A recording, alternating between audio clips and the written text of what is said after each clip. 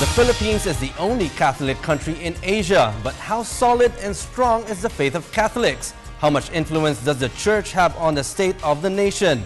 Are less Catholics attending Mass, and is there an exodus to other religious sects or denominations? Tonight is Father Francis Lucas, Executive Secretary of the Episcopal Commission of the Catholic Bishops' Conference of the Philippines. Good evening, Father, and welcome back to NewsLife. Good evening, Robert. Father, surveys of the SWS show only 37% of all Catholics attend Mass. 11% are considering leaving the Catholic Church.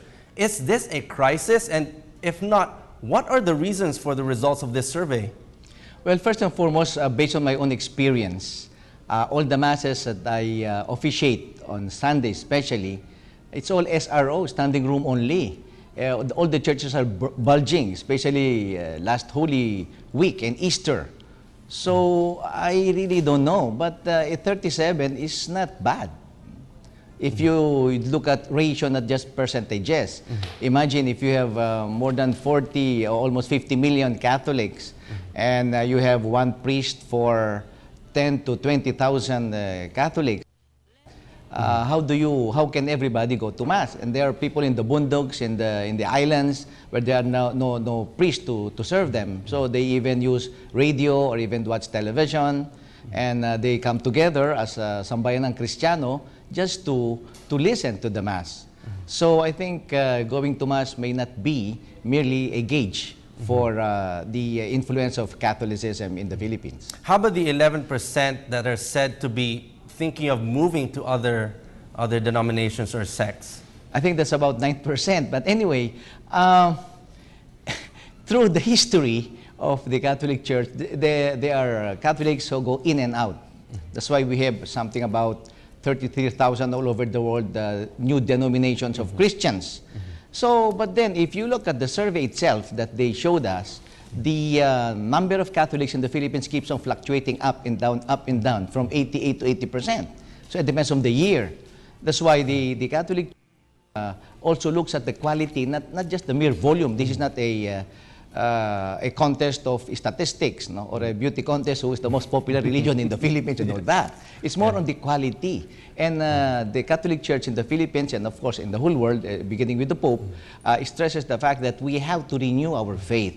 That's why the Catholic Church called for a year of faith, and there's a purpose for that, in the new evangelization, wherein the Pope himself, Benedict XVI, through the inspiration likewise of JP II, and now to be implemented by our own Pope Francis in the new Pope, stresses the fact that you have to have new methods, new ardor, new ways of doing things based on the new language, new psychology, to transmit the faith. So this is a renewal now in the Church again. Father, can you enlighten us on what kinds of methods, what kinds of new things that are being done by the Church to renew the faith of our people? And will this evangelization restore the faith of those and those who are considering to leave? Well, this is my take. I've been a priest for many years. No? That's why you have my white hairs. But so that's a proof that my experience is not just a Islamic experience. But you know, what is important with the Catholics is, and maybe some of the Catholics are leaving the Catholic Church simply because, there are two reasons. Simply because maybe some Catholics allow the delusion of the identity of being a Catholic. And what do I mean by that? Well, Pope Francis said this clearly. No, you can do advocacy, you can be preaching, you can do evangelization, you know, but the ultimate core of evangelization and your identity is the cross. He said the cross, the suffering. And many, of course, don't like the cross. Because you know what's the reason behind that? With the cross, you have love. Love is the cross. Christ without the cross is not us. The cross with Christ is us.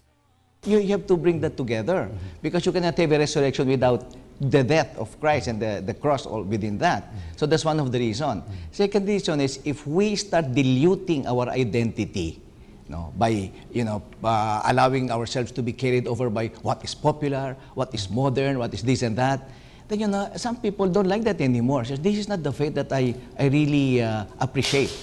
And ultimately, if you don't really love and you only look at self-gratification, only looking at yourself, you become desperate at the end of your life because you have not really felt the meaning of your faith. That's very insightful. Father, now looking now at the election period, Brother Mike Velarde launched recently the White Movement to campaign for candidates who are against the RH law, divorce, same-sex marriage, and abortion. Is this sanctioned and supported by the church leadership? Well, you know, I have to make this clear.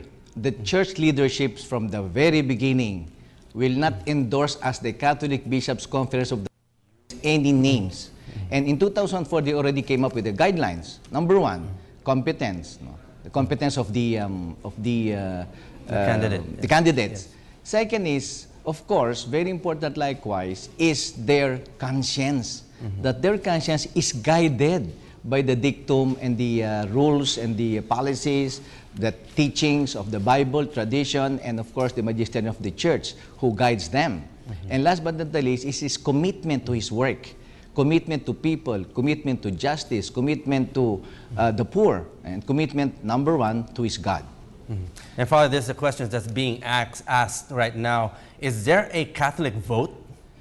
That is a very confusing and nebulous word, Catholic vote. If I vote as a priest, as a Catholic, that is my Catholic vote. But when you talk of partisan Catholic vote, we leave that to the lay people. No? Like, as you said, the white vote is being pushed by different Catholic lay organizations. The CBCP has no hand on that. No? They cannot lead that. They cannot say, please come up with that. No, it's their own volition. It's the way that they become more active as Catholics and no more just talking without doing. So this is their belief, especially for life.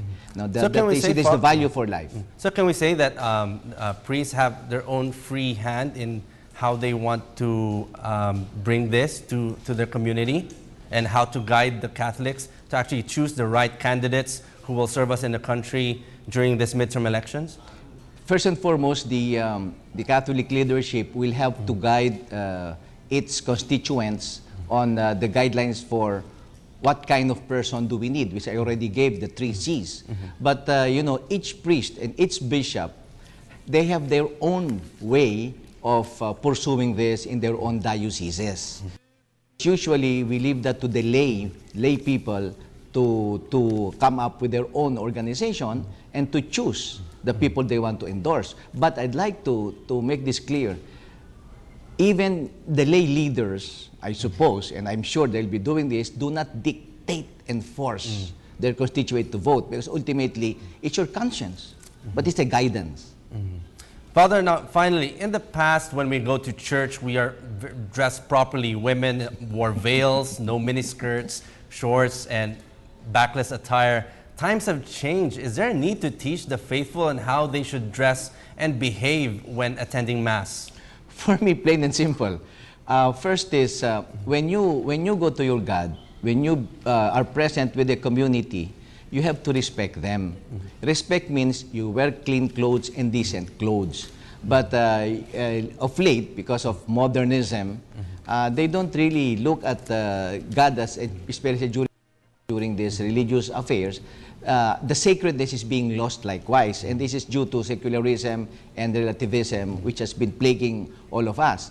So for me, and the church looks at this as you have to wear your Sunday's best. Your Sunday's best may not be a very expensive dress, but a decent dress that covers your body so that you don't become the cause of temptation for others.